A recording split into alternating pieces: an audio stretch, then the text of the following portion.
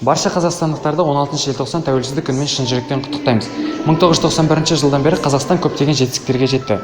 Солардың бірі Семей қаласындағы полигон жабылды. Конституциямыз 3 рет қабылданды. Біріккен ұлттар ұйымына кірдік. Және де Алматы қаласы Ақмола болып астанасы ауысты.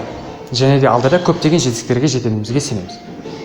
Бабамыз ғасырлар бойы армандап өткен тәуелсіз ел болу мәртебесінен көрі бүгінгі ұрпаққа бұйырған зор бақыт. Тәуелсіздік бұл бостандық, күш, молшылық және рухани байлық. Сізге шын жүректен зор денсаулық, бақыт, игілік және алдағы жұмыстарыңыздан тек шығармашылық табыс тілейміз.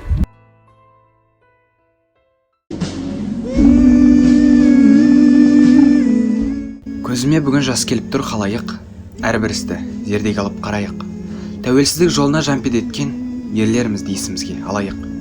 Жүрмейікші жүнжіп босқа түнеріп, еске алайық, есімдерін білелік. Тәуелсіздік бізге оңай келген жоқ, алмайықшы екі қолдан жіберіп.